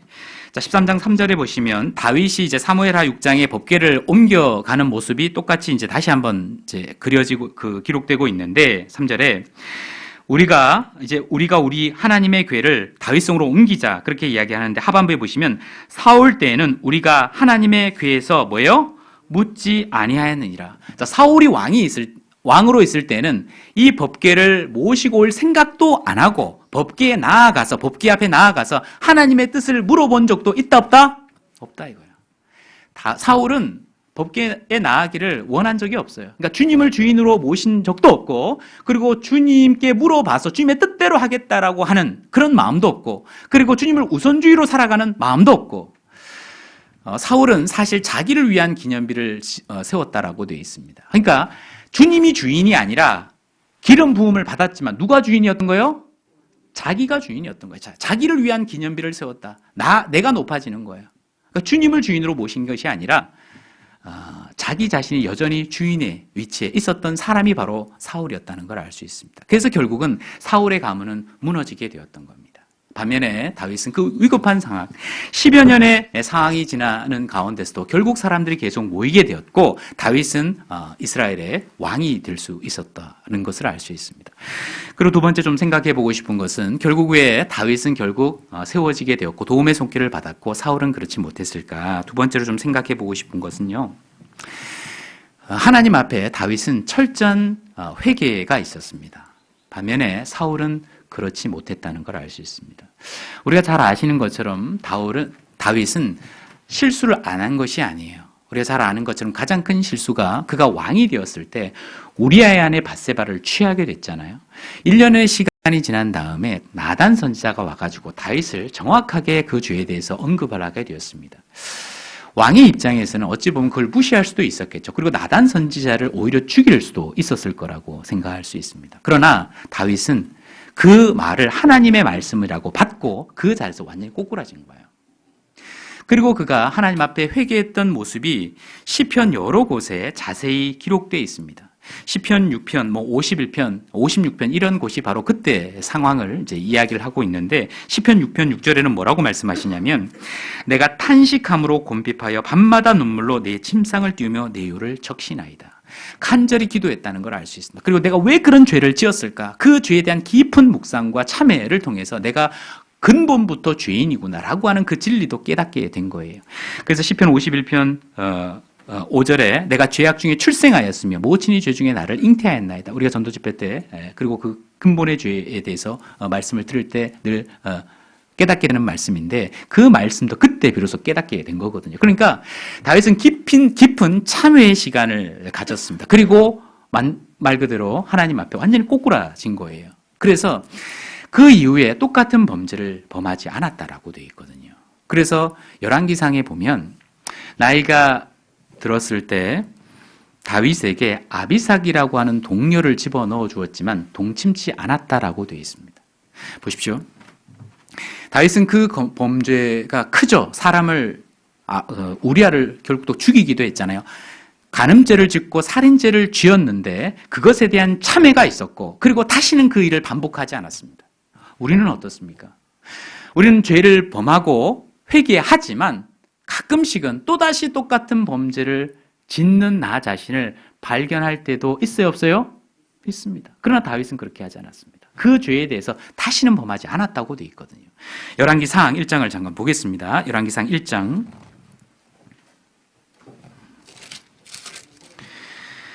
열왕기상 1장 4절, 구약성경 507페이지, 열왕기상 1장 4절 찾으셨으면 같이 읽겠습니다. 이 동료는 심히 아리따운지라 저가 왕을 복량하며 수종하였으나 왕이 더불어 동침하지 아니하였더라. 3절에 그 여인이 아비삭이거든요. 그런데 왕이 동침하지 않았다고 되어 있습니다. 그러니까 자기를 수종하는 여인이 들어왔음에도 불구하고 동침하지 않았어요. 왜? 하나님 앞에 서 있다는 것을 철저히 깨달았고 다시는 그 죄를 범죄하지 않기로 작정했기 때문에 그렇습니다. 그러니까 다윗은 하나님 앞에 얼마나 철저하게 회개하고 잘못을 뉘우쳤는지 몰라요.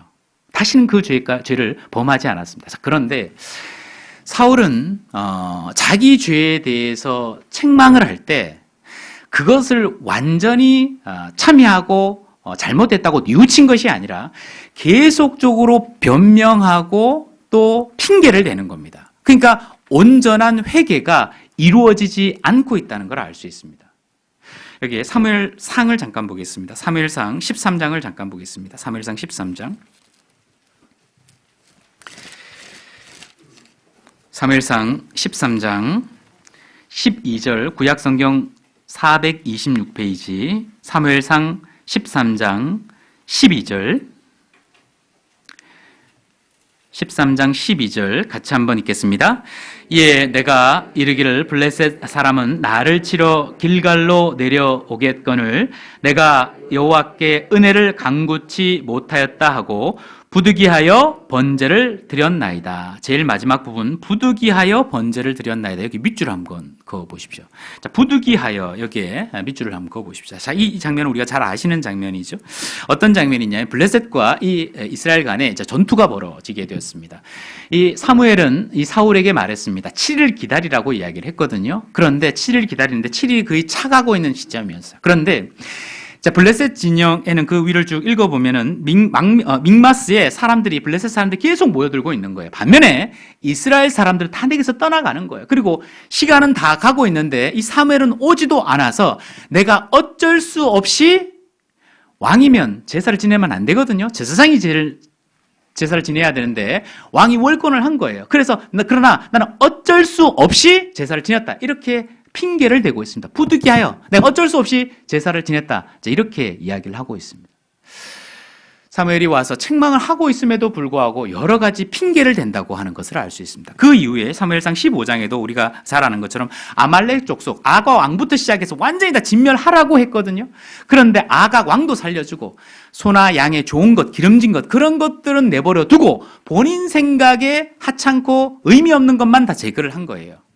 그러니까 이런 좋은 일에 쓰려고 내가 남겨뒀다라고 책망을 하니까 또 변명을 하는 거예요. 자, 다윗과 사울의 모습을 대비해 보면 자기의 잘못이 드러났을 때 다윗은 완전히 꼬꾸라지면서 참된 회개를 했다고 볼 수 있습니다. 반면에 사울은 계속적으로 자기 잘못에 대해서 꼬꾸라지지 않고 변명을 하는, 그리고 핑계를 대는 모습을 볼 수 있습니다. 여러분들, 핑계를 계속 대면요 발전이 없습니다. 그런데 우리가 신앙생활을 할 때도 이럴 수 있다는 거예요. 왜 교제를 안 나오십니까? 라고 물어봅니다. 찾아가서 물어봅니다. 왜 교제를 안 나오세요? 내가 형제자매님들에게 문제가 생겼어요. 교회에 문제가 생겼어요. 그리고 어떤 자매가 나한테 인사를 안 해요. 어떤 자매가 나를 힘들게 해요. 수많은 변명을 대고 핑계를 대거든요. 근데 성경은 뭐라고 말씀을 하시냐면 그것이 정말로 그 문제가 되냐 이 말이에요. 근본적인 문제는 결국 누구에게 있습니까? 나에게 있는 거거든요. 물론 그 형제자매님들의 행동이 잘했다고 말을 하는 것은 아닙니다. 그러나 그런 형제자매님들의 문제를 주는 것 물론 문제이지만 더 큰 문제는 뭐냐면 그 문제를 문제시 삼는 것이 사실 더 큰 문제예요. 자, 따라해 보겠습니다. 문제가 문제가 아니라 문제를 문제로 삼는 것이 더 큰 문제다. 여러분들, 말장난 같지만 사실 그래요. 무슨 말이냐면 문제가 문제가 아니고 문제를 문제로 삼는 것이 사실 더 큰 문제입니다. 그리고 근본적으로는 자기 문제라고 하는 것을 알 수 있습니다. 그런데 실제로 막상 찾아가 보면요, 함께 교제를 해보면 내가 교제를 참여하지 않는 것, 그리고 내가 문제가 되는 것은 나한테 문제가 있는 게 아니라 그분에게 문제가 있다, 그리고 교회에 문제가 있다, 그리고 다른 문제가 결국 나를 이렇게 만들었다 하고 자기 문제로 생각하는 것이 아니라 모두 다른 사람의 핑계를 대는 거예요. 교회 핑계를 대는 거예요. 사실은 그것이 합당하지 않습니다. 왜 그러냐 하면 궁극적으로는 모두 자기 문제이기 때문에 그렇습니다. 사울은 자기 문제임을 인식하지 못하고 다른 사람의 문제로 계속 핑계를 대는 거예요. 그러니까 하나님의 도움과 구원을 경험할 수가 없는 거예요. 그러나 다윗은 내가 잘못을 시인하고 결국은 내 문제라고 하는 걸 인식한 겁니다. 그리고 꼬꾸라진 거예요. 그 철저히 돌이켰다는 걸 알 수 있습니다. 여러분들, 모든 상황이 여러분 한번 입장을 바꿔 생각을 해보죠. 나 같은 상황이, 예를 들어서 그런 문제가 발생을 했을 때 나 같은 상황이 똑같은 형제자매에게 다 일어났다면 모두 다 나와 같은 행동을 할까? 그럼 너 어떻게 생각하십니까? 똑같은 문제가 나에게도 있었고 다른 형제자매들도 있었는데 그러면 교제를 떠났어요. 그러면 모든 행동을 행동자님들이 다 같은 문제가 나에게 생겼을 때 다 나 같은 행동을 할 거냐 이 말이에요. 그렇지 않습니다. 나보다 훨씬 더 어렵고 힘든 상황, 오히려 오해를 받는 상황, 그런 상황이 있었다 하더라도 묵묵히 주님을 바라보고 신앙생활 해 나가시는 분들이 많이 계셔야 안 계세요? 많이 계십니다. 다니엘은 포로로 잡혀갔잖아요. 근데 입장을 바꿔서 이국 땅에 우상을 섬기는 바벨론 제국에 포로로 잡혀갔습니다. 거기에서 신앙생활을 정말 올곧게 했잖아요. 뜻을 정하고. 만약에 핑계를 댄다면 그냥 타락의 길을 걸어갈 수도 있잖아요. 그렇게 하지 않았습니다. 요셉은 어찌 보면 형들에게 팔렸고 그래서 종으로 팔려가게 됐고 누명을 써서 감옥까지 내려가게 되었잖아요. 그럼에도 불구하고 늘 하나님과 동행하고 하나님을 경외하면서 시간을 보냈습니다. 약 13년의 시간을 그렇게 보낸 거잖아요. 그래서 총리 대신이 됐다 이 말입니다. 여러분들 우리가 만약에 요셉의 상황이라면 어떻게 되냐 이 말이에요. 내가 누명을 갖고 오히려 가장 사랑하는 가족들에게 버림을 받고 그리고 누명을 받아서 나를 기억하는 사람이 아무도 없어요. 그런데 거기에서 오직 주님을 경외하면서 그 시간을 보낼 수 있을까? 만약에 그 상황을 핑계댄다면 나는 타락의 길을 걸어갈 수 있지 않을까? 그러나 요셉은 그렇게 하지 않았습니다. 왜? 주님이 함께 하신다는 걸 알고 있었기 때문에 그렇습니다. 그리고 핑계하지 않았습니다. 여러분들, 내가 문제시 삼는 그 문제를 보셔요. 형제자매님들한테는 할 수 있을지 모르지만 궁극적으로 우리는 누구 앞에 서 있냐면 누구 앞에 서 있습니까? 하나님 앞에 서 있습니다. 내가 그 문제 삼는 그 문제를 하나님 앞에 이야기를 한다면 하나님도 그러냐? 충분히 그럴 만한 이유가 되겠네 라고 말씀을 하실까요? 안 그럴까요? 한번 생각을 해볼 필요가 있습니다. 11조를 안 합니다. 행제자매님들 왜 11조를 안 하십니까? 저는 이런 상태도 지금 너무 어렵고 힘들고 어려워가지고 지금 내가 지금 살아가기도 힘듭니다. 라고 하는 말을 가끔씩 듣게 되는데 그 이야기를 주님 앞에서도 할 수 있을까요? 주님이 나에게 직접 물어보신다면 주님, 저는 이런저런 이유 때문에 11조를 하지 못합니다. 라고 말할 수 있을까요? 저는 그리고 전도를 해야 되는데 부모님을 전도 안 하십니까? 남편을 전도하지 않고 아내를 전도하지 않습니까? 이런 이야기를 들을 때가 있어요. 우리 남편은요 이런저런 이유 때문에 전혀 관심이 없어요. 아무리 해도 안 돼요. 여러분들 그 이야기를 하나님 앞에 할 수 있습니까? 하나님 앞에도 그것이 합당한 이유가 될 거라고 생각을 하셔요? 그렇지 않습니다. 하나님은 나의 모든 전존재를 아는데 모든 책임은 궁극적으로 나에게 있다고 정확하게 말씀을 하시거든요. 나보다도 훨씬 어렵고 위급한 상황, 힘든 상황에서도 영혼을 건지고 실제로 말씀 앞에 인도하는 분들이 계시거든요. 제가 아시는 목사님도 그 어머님을 전도하는데 23년, 25년 그렇게 걸린 분들 계시거든요.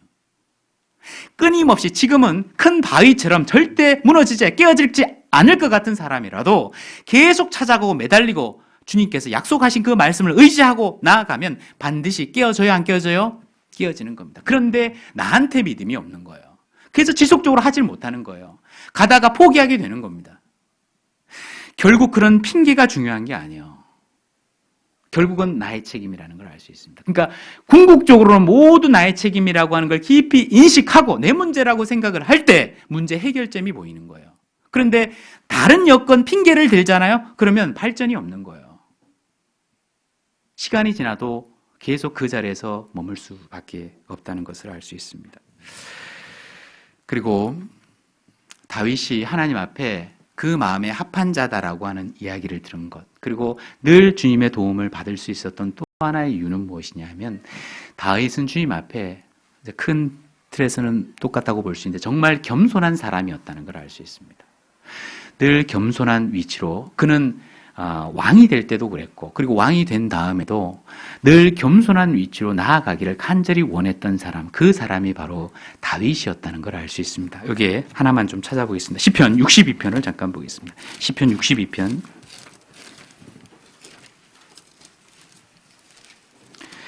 시편 62편 3절 시편 62편 3절 같이 한번 읽겠습니다. 넘어지는 담과 흔들리는 울타리 같은 사람을 죽이려고 너희가 일제히 박격하기를 언제까지 하려느냐. 3절에 넘어지는 담과 흔들리는 울타리 같은 사람. 이 시를 누가 썼느냐? 다윗의 시라고 위에 언급되어 있잖아요. 다윗은 자기 자신을 바라볼 때 자기 자신이 넘어지는 담과 흔들리는 울타리다 이렇게 이야기를 합니다. 다윗이 처음 기름 부음을 받을 때부터 나는 왕이 될 사람이 아니다 이제 이렇게 이야기를 했습니다. 동시에 그가 미가를 아내로 취할 때, 즉 사울 왕의 사위가 될 때도 그 부름을 받았을 때 나는 가난하고 천한 사람인데 어떻게 왕의 사위가 될 것이냐라고 너무 겸손한 모습으로 나아갔다는 걸 알 수 있습니다. 여기에도 넘어지는 담과 흔들리는 울타리와 같은 사람, 나는 늘 부족한 사람, 언제라도 담이 넘어져 버려요. 울타리가 세워져 있는데 바람이 불면 흔들려 버리잖아요. 그 마음이 나의 마음이다 이 말입니다. 그러니까 자기는 언제라도 넘어질 수밖에 없는 부족하고 연약한 존재라고 하는 걸 늘 인식하며 살아갔던 사람이 바로 누구예요? 다윗입니다. 반면에 사울은 처음에는 겸손으로 시작했다가 결국 교만으로 끝나게 됐거든요. 사울도 처음에 기름 부음을 받기 위해서 그가 이제 뽑혔을 때 행구 사이에 숨었다고 되어 있습니다. 그러니까 행구 사이, 나는 왕이 될 사람이 아니다. 행구 사이에 숨었습니다. 그리고 처음에 사울을 보면서 이스라엘 백성들이 아니 사울 당신 같은 사람이 무슨 왕이 되냐고 라고 비판을 했을 때 이 사울은 그것에 대해서 아무런 답변을 하지 않았습니다. 대항을 하지 않았습니다. 그렇지 나는 부족하고 연약한 사람이지 라고 생각을 했는데 점점 마음이 교만해져서 자기를 위한 기념비를 세운 거예요. 동시에 결국 시기 질투하는 마음, 다윗에게 시기 질투하는 마음이 있다라고 하는 것은 그만큼 자기가 교만하다는 걸 입증하는 겁니다. 그 마음을 떨치지를 못했던 겁니다. 결국 그래서 망하게 된 겁니다. 신앙생활을 하는 데 있어서 이 겸손이라고 하는 것이 얼마나 중요한지를 시간이 지나면 지날수록 더욱 깨닫게 됩니다.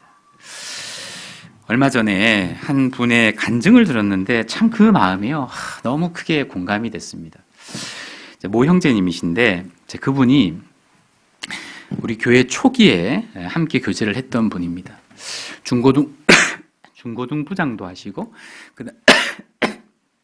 봉사회장님도 하시고 그런데 교제를 떨어져 버렸어요. 약 10여 년 정도 교제를 떨어진 거예요. 자, 초창기에 함께 했고 함께 수고했고 중고등 부장도 했고 봉사회장님도 수년 동안 했던 그분이 교제를 떨어져 버린 거예요. 그리고 그분을 만났고 이제 다시 교제를 돌아왔는데 그분의 간증이 이렇습니다. 왜 내가 교제를 떨어졌는지 이제 알게 됐다는 겁니다. 뭘 알게 됐냐면 그분이 이렇게 이야기를 했어요. 내가 안다병에 걸렸었다 이거예요. 무슨 안다병에 걸렸냐면 내가 말씀을 안다. 내가 교회를 안다. 내가 봉사회장을 해봐서 아는데 내가 중고등부장을 해봐서 아는데 그러니까 교회를 내가 다 안다고 생각을 하는 그런 마음이 드니까 교회가 너무 작아 보이는 거예요. 형제자매가 너무 작아 보이는 거예요. 그러니까 마음이 높았던 거죠. 결국 교제를 떨어지게 됐다는 겁니다. 약 10여 년 동안 교제를 완전히 떨어져가지고 세상 사람하고 같이 살았던 거예요. 근데 시간이 쭉 지나면서 그 마음속에 두 가지 마음이 그러니까 교제를 못한 거예요. 그러니까 교제가 완전히 떨어져 세상 사람과 같이 살았던 겁니다. 근데 두 가지 마음이 들었다는 겁니다. 뭐냐면 세상을 바라보니까요. 성경대로 이루어진다는 것을 세상에 나가보니까 더 깨닫는 거예요. 더 깨닫는 거예요. 본인은 성경을 어느 정도는 이제 말씀을 성경 강연의 말씀을 들었기 때문에 세상이 성경대로 되어가는구나. 그런데 그리고 내가 주님 앞에 설 날이 반드시 있다는 걸 깨달았어요. 물론 알았죠. 그런데 그것이 실제로 자기 마음속에 와닿게 된 겁니다. 그리고 두 번째는 내가 10여 년 동안 세상과 함께 세상 사람들하고 같이 살았는데 그 마음에 변하지 않는 하나의 마음이 있었다는 겁니다. 뭐냐? 내가 구원을 받았다는 걸 거부를 못했다는 구원을 받았다는 거. 그러니까 성령님이 내 안에 계시니까 세상 사람하고 죄를 즐기고 나쁜 일을 해도 마음에 답답함이 있어요, 없어요? 있어요. 그 성령님이 자꾸 자기의 양심을 계속 찌르는 겁니다. 그 마음이 너무 답답했다는 거예요. 그래서 크게는 주님 앞에 세상 돌아가는 걸 보니까 정말 주님 앞에 설 날이 얼마 남지 않았고 결국 자기도 죽게 되는 것이고 그 마음. 그리고 두 번째는 내가 세상에 가 있어도 내가 구원을 받았다라고 하는 것을 정말 내가 구원을 받는 게 맞구나. 성령님이 내 안에 계시구나라고 하는 걸 깊이 깨닫게 되었던 겁니다. 이 두 가지 마음으로 다시 교회를 찾아온 거예요. 찾아와서 다시 신앙생활을 쭉 하면서 이제 신앙생활을 이제 하는 모습을 보여주시는데 그분이 그런 이야기를 하시는 거예요. 뭐냐면 내가 다시는 교제를 떨어지면 안 되겠다라고 하는 각오를 했다는 겁니다. 그러면서 어떻게 하면 내가 떨어지지 않겠냐 하면서 고민을 하다가 이런 걸 이야기를 하는 거예요. 올림픽에 보면 가끔씩 뭐 레슬링이라든지 유도라든지 이제 금메달리스트가 있잖아요. 금메달리스트가 있는데 그 금메달리스트가 이제 금메달을 따면 이렇게 영상으로 보여주잖아요. 뭐 태능 선수에서 얼마나 힘들게 연습을 하고 그래서 금메달을 땄는지 뭐 짧게 좀 길게 뭐 영상으로 방영을 해주는 게 있잖아요. 자, 그러한 것도 요즘 인터넷에 보면 많이 있으니까 그것을 본 거예요. 그러니까 나도 이제 남은 시간 더욱 뜨겁게 살아서 주님 앞에서 금메달을 따야 되겠다라는 생각을 하면서 그럼 어떻게 해야 그 금메달을 딸 수 있을까? 그 열정을 배우고자 사실 그걸 봤다는 거예요. 그런데 거기서 한 가지 비결을 깨달은 거예요. 뭐냐면 유도를 하고 레슬링을 하잖아요. 그런데 유도에서 이제 한판승도 하고 막 그래서 이제 금메달을 딸잖아요. 그런데 공격도 중요하지만 우선 다른 상대방이 자기를 넘어뜨리지 말게 하는 그 방어도 굉장히 중요하다는 걸 알게 됐습니다. 그런데 그럼 어떻게 해야 내가 중심을 잃지 않고 상대의 공격에서 피할 수 있느냐? 레슬링을 하는데도 여러분들 빠떼루라고 아세요? 빠떼루? 레슬링이 이제 상대의 중심을 무너뜨려서 이제 돌리거나 하면 이제 점수를 얻는 거잖아요. 그래서 상대방이 이제 주의를 주거나 하면 빠떼루를 하는데 엎드려 가지고 상대편이 내 허리를 잡는 겁니다. 그래서 쉽게 공격을 할 수 있도록. 그런데 빠뚜루 자세를 딱 취한 다음에 이제 심판 휘슬을 딱 불면 그 상대방 이 허리를 잡혔던 사람은 바로 바닥에 바짝 엎드리는 겁니다. 왜? 그래야만 상대편이 자기 허리를 이제 감아서 이제 중심을 흩뜨리지 못하니까. 그러면서 한 가지 비결을 발견했다는 겁니다. 뭐냐면 내가 다시 넘어지지 않기 위해서는, 내가 중심을 흩뜨리지 않기 위해서는 내 중심을 바짝 엎드려야만 넘어지지 않는다는 그 비결을 발견하게 된 거예요. 그렇구나. 내가 정말 더 바닥으로 겸손하게 바닥으로 엎드려져야만 사단 마귀로부터 넘어지지 않는 거구나. 다른 사람으로부터 내가 중심을 흐트러지지 않는 거구나 라고 하는 사실을 깨닫게 됐다는 겁니다. 그래서 본인은 이제 신앙생활에서 절대 성공을 해야 되고 남은 시간 정말 주님의 영광을 위해서 살아가서 주님의 심판대 앞에 설 때 정말 영광의 면류관을 내가 받아야 되는데 그렇게 하기 위해서는 나는 무조건 바닥으로 내려야 되겠다라고 하는 그 마음을 깊이 깨달았다라고 간증을 하는 그 모습을 들었거든요. 너무너무 공감이 됐습니다. 그리고 한 가지 이렇게 이야기를 하더라고요. 여기 고린도전서 8장을 잠깐 보겠습니다. 고린도전서 8장.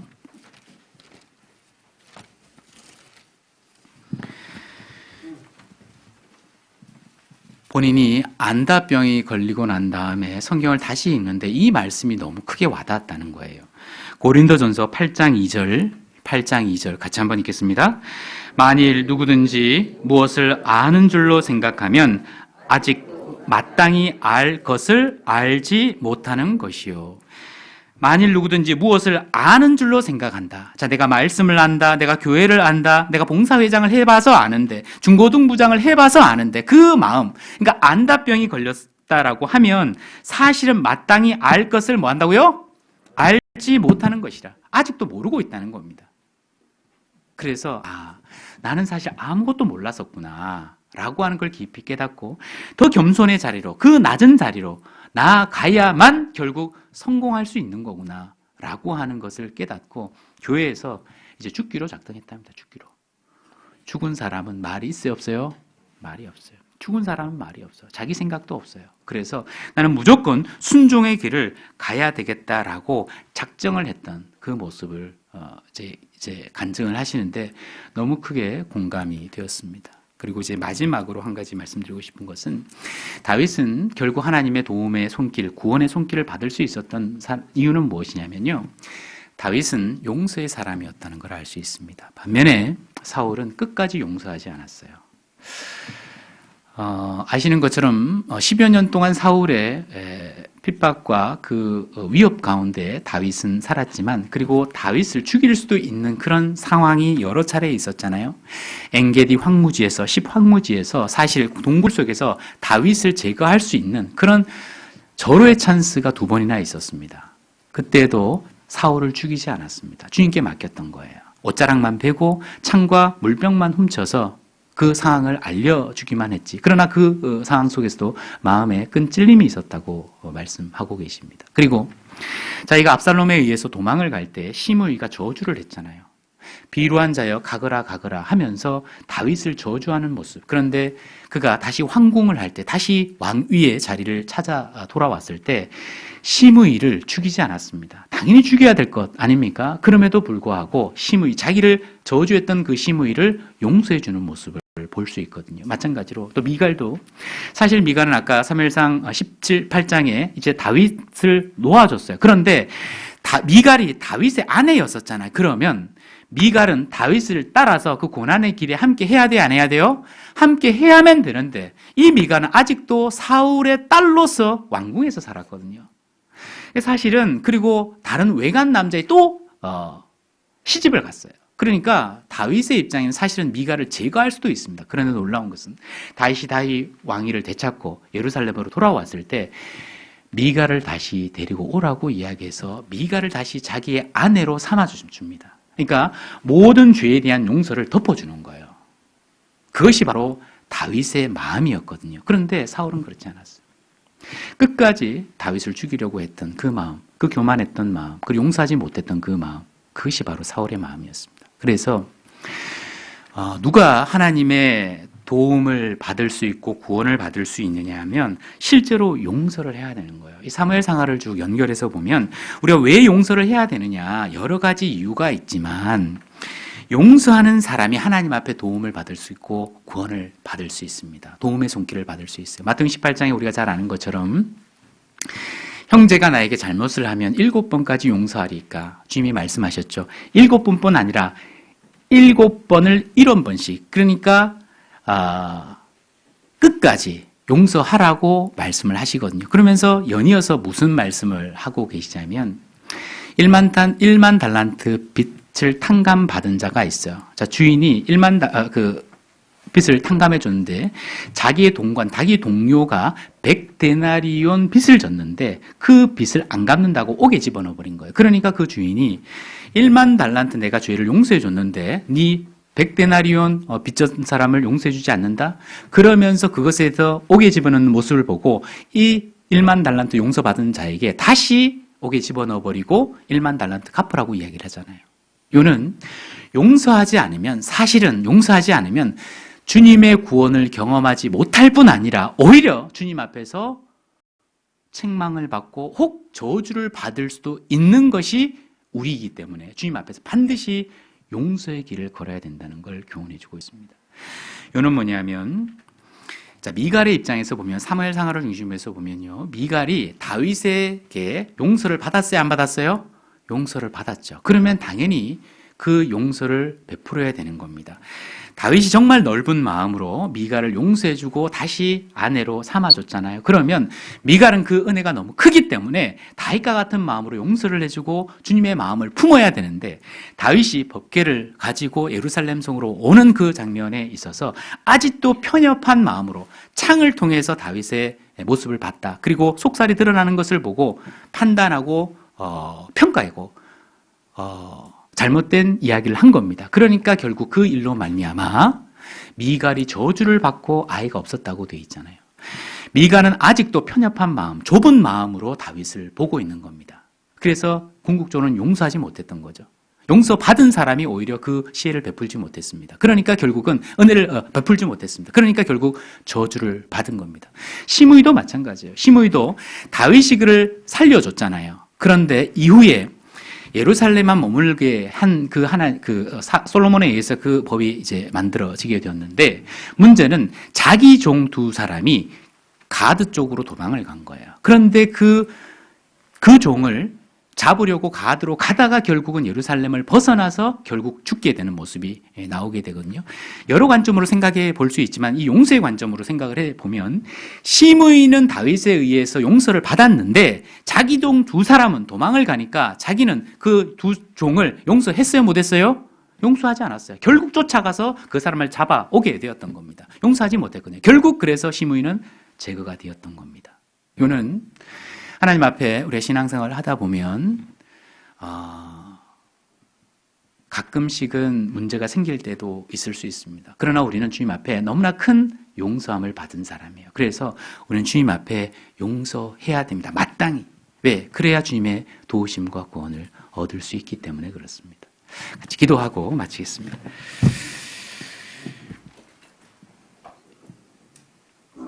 주님 은혜 참으로 감사합니다. 오늘 다윗의 생애를 통해서 구원하시는 하나님, 건지시는 하나님이라는 제목으로 함께 말씀을 순종하게 되었습니다. 주님의 선한 손길로 기가 막힌 웅덩이에서 다윗을 건져주시고 함께 하심을 말씀을 통해서 확인하게 되었습니다. 또한 다윗의 삶이 하나님 앞에 얼마나 정직하게 또 드려진 삶인지도 또 그것을 통해서 주님의 도움의 손길을 받았음도 함께 상고하게 되었습니다. 우리도 다윗처럼 주님 앞에 마음이 드려지는 삶을 살기 원합니다. 또한 남은 시간 주님께서 인도해 주시고 도와주옵소서. 모든 것 자비로운 주님의 손길에만 의지합니다. 저희를 사랑하시는 우리 구주 예수 그리스도 이름 받들어 감사하며 기도드렸습니다. 아멘.